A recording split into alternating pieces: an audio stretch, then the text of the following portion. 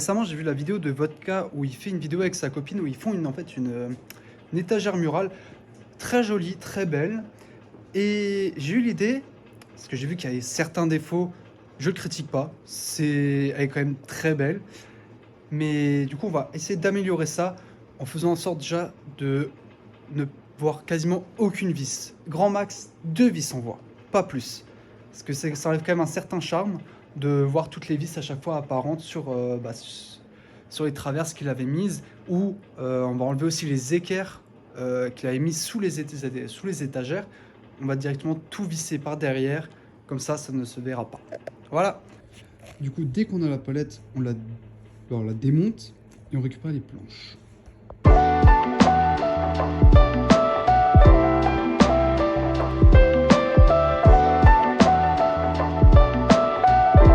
Avant de vous démontrer la palette, parfois vous allez voir qu'il y a des clous qui vont pas s'enlever au pied de biche. C'est pas bien grave parce qu'on prend une tenaille en fait, on pince et on fait comme ça. Et au final, à la fin, il va sortir. Là, voilà, il est un peu sorti. Et ça sur tous les clous qui sont restés. Ensuite, dès que vous avez enlevé tous les clous des palettes, moi, je dois respecter des cotes précises, sinon l'étagère ne rentre pas là où elle devrait aller. Du coup, je prends mon établi et je vais me tracer une petite épure pour savoir exactement comment positionner mes planches et faire en sorte qu'elles ne dépassent pas les 100 cm que je me suis imposé. Maintenant que l'épure est tracée, enfin juste tracer un trait quoi. Alors j'ai tracé un trait de là à 100, vu qu'elle doit respecter 100 en largeur et en hauteur, ma table faisait 90, du coup c'est parfait. Mes planches, je les coupe toutes à 100 et je vais directement aller les raboter juste après. Comme ça, c'est plus esthétique. En soi, vous à la maison, vous pouvez très bien mettre un petit coup de ponçage si elles sont si elles sont en bon état.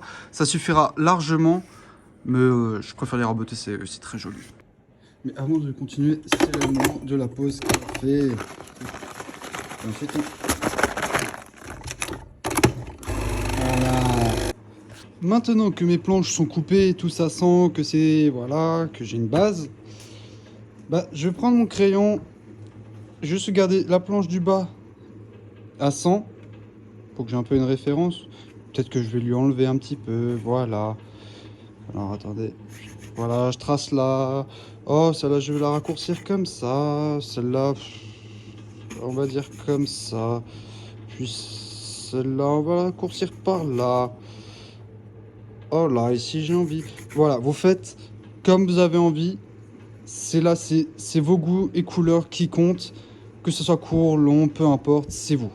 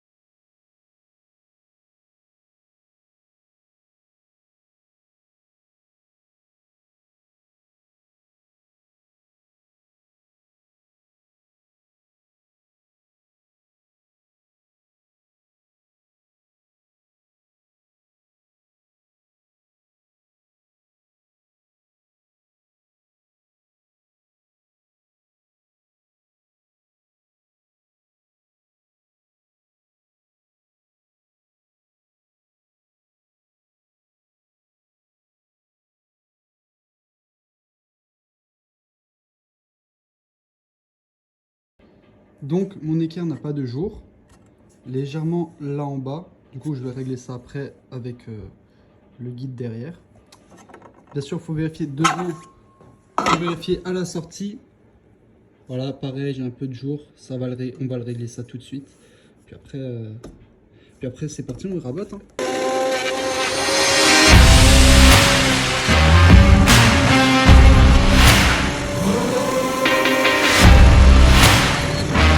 Maintenant que tout est dégauchi, que tout est bien d'équerre et tout, on va les raboter. Il y a 3 tas. Ça, c'est les lattes qui iront derrière de différentes tailles pour que ça soit joli. Ça, c'est ce qui va me permettre de le fixer au mur et de fixer les lattes ensemble.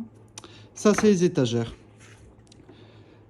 Chacun va avoir son épaisseur. Par exemple, ces planches-là, c'est pas les mêmes. Enfin, c'est les mêmes. Elles ont quasiment toutes la même épaisseur. Du coup, on va les mettre pareil à la même épaisseur et à la même hauteur. Celles-ci, elles sont un peu plus épaisses. Du coup, on va les mettre à la même épaisseur, toujours pareil, à la même hauteur. Enfin, à la même largeur, pardon. Comme ça, c'est tout bien, c'est tout beau. Et là, les étagères, elles n'ont pas la même largeur. Enfin, ces deux-là, si. Celles-là, elles sont un peu plus larges, celles-là, un peu moins larges. Du coup, par contre, du coup, je les sépare, mais elles ont toutes les 4 la même épaisseur.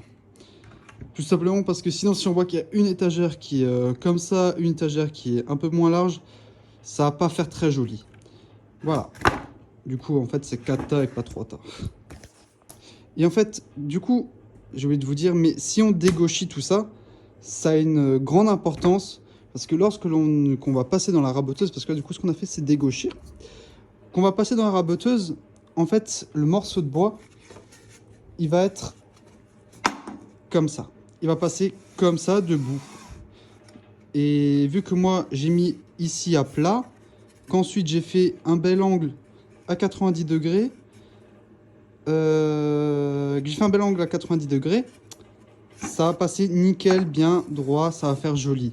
Par contre, si maintenant, par exemple, je trompe de côté, que je prends celui-là qui n'est pas à 90 degrés, qui n'est pas parfait, ce qui risque de passer, c'est passer, et ma pièce va faire comme ça, elle va se bloquer, et alors ça peut péter le morceau de bois, ça peut être dangereux. Voilà, c'est une étape primordiale que nous devons faire, c'est dégauchir, mettre droit. Faut mieux prendre du temps à faire ça, de régler sa machine correctement, plutôt que d'envoyer la pièce qui n'est pas correctement d'équerre. Ça sera dangereux, ça sera sûrement fatal, ça pourra casser la machine, ça peut casser le morceau de bois, ça peut vous revenir dans la figure. Voilà, vaut mieux prendre le temps de faire les choses bien et que derrière il n'y ait aucun souci et que ça soit de qualité. Maintenant que tout est raboté, que tout est mis à la même largeur et à la même épaisseur, je vais pouvoir commencer à brûler le bois. Du coup, ce que je vais faire tout simplement, c'est que je vais prendre un chalumeau, je vais foutre mon bois là. D'abord, je vais enlever toute la poussière, toute la sciure, je vais l'enlever. Tout bien nettoyer. Et ensuite, je vais commencer à cramer le bois et le brosser avec une brosse à ongles, par exemple, ça marche très bien. On le brosse et on met juste un petit coup de papier à poncer et ça sera magnifique. Je vais vous montrer ça de toute façon tout de suite et voilà.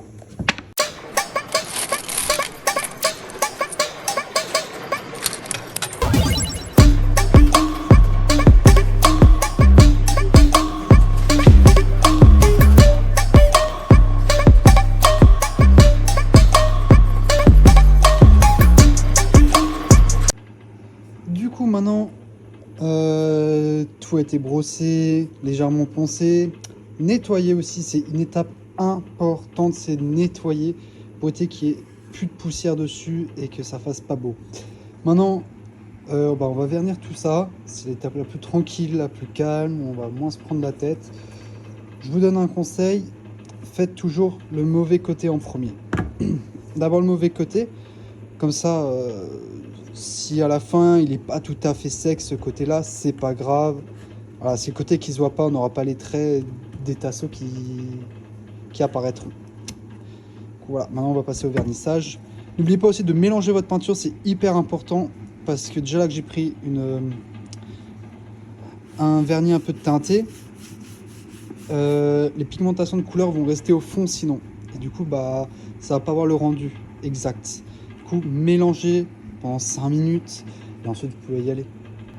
Une fois que vous avez mis vos 2 couches, et que du coup tout est sec, vous allez vous faire de la place là où vous avez tracé vos dimensions, ou voilà, vous faites juste de la place. Et vous allez me faire plaisir et mettre une couverture. Pourquoi? Parce que la table, enfin personnellement ma table, elle a des défauts à certains endroits. Elle a des creux, elle a de la peinture. Et tout ça en fait, ça peut faire des impacts ou des rayures sur mon bois. Par exemple, là je le fais sur une partie qui n'est pas visible. Je vais juste mettre... Voilà, j'ai mis un coup d'ongle. Sachant qu'en plus c'est du pin, ou du sapin. Oui, plutôt du sapin. Ça raye très vite, même avec le vernis. C'est pour ça que du coup, vaut mieux protéger et que ça soit le plus beau possible. Parce qu'on s'est pas fait chier à poncer, à brûler, à vernir pour rien. Du coup, on fait ça bien, on protège et ensuite on peut assembler tout ça. Maintenant que vous avez placé vos planches à peu près comme vous le souhaitez, que vous avez mis votre couverture, que vous l'avez alignée à votre trait ou comme vous le souhaitez vous, on prend les montants. Faire attention au positionnement, on les pose pas comme ça, bien sûr, on les pose comme ça. Oui, j'ai pas encore mis les 2 planches qui sont là-haut pour d'abord commencer à visser. Du coup, je mets une planche, je mets mon 2e montant, j'essaie de faire en sorte qu'il soit quand même maximum sur les côtés. Voilà. Et maintenant, ce qu'on va faire, c'est que on va visser la première. La première, on la visse. Bien sûr, on visse en diagonale. Une fois là, une fois là, une fois là et une fois là. Pourquoi? Parce que on va pas mettre quelque chose, une traverse qui passe en diagonale. Du coup, on va les visser à chaque fois en les vis en diagonale pour bloquer un peu, pour éviter que ça bouge. Et du coup, on visse la première. Ensuite, on met des cales, les cales de l'espacement que vous souhaitez. Moi, je mets des cales de 1. Je plaque la deuxième sur les cales de 1. Je visse. Maintenant que vos planches sont vissées et que du coup vous avez... Bon, du coup, en fait, j'ai changé de méthode. J'avais pas assez de cales. J'avais mis mes cales et j'avais juste vissé une vis, quoi. Et après, j'ai mis la deuxième, je l'ai vissé, j'ai dévissé, et hop, et je l'ai dégagé. Du coup, maintenant, vous allez me prendre ça. Tout simplement, c'est pas lourd du tout. Vous me le posez par là. Voilà, toujours sur quelque chose qui protège. Hein. Toujours. Évitez les rayures au maximum. Vous me prenez vos étagères qui sont là. Les miennes sont rangées dans l'ordre. Ça, celle d'en bas, 2e, 3e et la dernière, c'est la 4e. Elle n'a pas de trou. Voilà. Et vous allez fixer vos étagères en fait tout simplement dessus maintenant. Du coup, pour les étagères qui sont ici, toujours sur une couverture, toujours les protéger. On prend les planches. Donc planches, je rappelle, elles ont été rabotées. Elles ont été mises d'équerre, elles sont toutes à la même taille. Je sais que ma planche elle est droite, je suis sûr à 100%. Du coup, je prends ma planche, je positionne déjà une étagère à peu près, hop, on va dire là. Voilà. Moi, je m'aligne en bas. Après, si vous voulez vous aligner en haut, c'est comme vous voulez. Voilà. Moi, je préfère m'aligner en bas. C'est bien droit. Et comme ça, surtout, sinon je mets des petits objets, éviter que ça tombe derrière, ça reste sur la planche. Maintenant que vous avez fait ça, là, vous savez à peu près où c'est. Vous tenez votre planche, vous prenez votre crayon, vous tracez sur le bois la largeur de votre planche. Et après, vous allez derrière. Pour ceux qui galèrent un peu à chaque fois à percer correctement à l'endroit indiqué ou dans la bonne épaisseur, vous tracez l'épaisseur de la planche derrière. Voilà. Et ensuite derrière, vous me faites 3 trous. Voilà, 2 sur les côtés, 1 au milieu. Une fois que vos trous sont percés, vous prenez l'étagère, vous choisissez le côté. N'oubliez pas que c'est une étagère qui est en hauteur, qui sera accrochée au mur. Du coup, soit vous la mettez dans ce sens, vous avez cette partie là-haut qui n'est pas trop visible, la partie du dessous sera plus visible. Je trouve que cette partie là, elle est plus jolie que celle du dessus. Du coup, je décide de la poser comme ceci. Comme ça, en bas, vu que ça sera un peu en hauteur, on verra plus le bas, ça sera plus joli. De toute façon, dessus, on pose des objets. Je voulais te préciser, mais... Oula, pardon. Je voulais te préciser, mais au final, j'ai fait 4 trous parce que la planche est quand même assez grande. Et du coup, il y aura plus de maintien, on peut mettre quand même un peu plus de poids dessus. Voilà.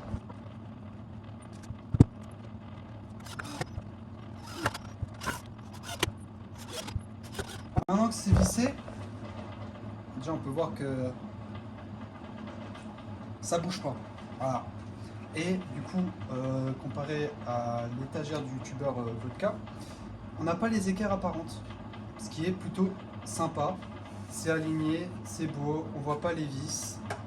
Voilà, on commence déjà à voir quelque chose. Dès que du coup vous avez fait ceci, déjà vous la positionnez toujours dans l'ordre dans lequel vous allez démonter. Voilà. Vous savez que votre étagère, elle sera à peu près ici. Votre deuxième planche, faut pas oublier que du coup, si vous mettez des grands objets, faut pas que l'autre étagère soit au-dessus, quoi. Faut un peu mettre de chaque côté, et ainsi de suite. C'est toujours un peu esthétique. Par exemple, là, je viens de voir que j'ai un peu mal positionné la mienne, mais c'est pas grave, on va rattraper ça en mettant au maximum la mienne par là-bas. Celle-là, elle sera au milieu, et la dernière, elle sera quelque part, voilà, elle sera quelque part. Maintenant que vous avez fixé vos étagères, qu'elles sont bien fixées, qu'elles se tiennent, vous avez quand même vérifié. Maintenant, bah, voilà. Ce que vous faites en fait, c'est ce que j'ai fait, c'est que j'ai posé une étagère et j'ai posé le reste de l'étagère dessus. J'avais mis la deuxième qui est au bout, comme ça il y a au moins un milieu. Et ensuite je rajoute encore les autres. Et ensuite je remets mes cales de 1, je visse et puis c'est fini. Mais bon, faut quand même faire attention, c'est un peu bancal. C'est une idée de merde. Maintenant que vous avez vissé vos dernières planches avec les étagères, on a déjà le rendu quasiment final à 99%. J'ai failli oublier l'étape la plus importante. C'est, bon déjà regardez, voilà. Bon, j'aurais peut-être juste là le positionnement des planches ici me plaît pas trop, mais sinon elle est quand même belle. Elle est belle. Mais du coup le plus important maintenant c'est là. Faut percer un trou ici, un trou ici. Et un trou ici, il faut encore percer pour que quand vous l'accrochez au mur, bah, vous avez déjà un trou et vous n'avez plus qu'à vous tracer vos 2 points au mur ou comme vous tracez, percer, mettre votre cheville et mettre la vis. Et puis ensuite, ça tiendra. Voilà.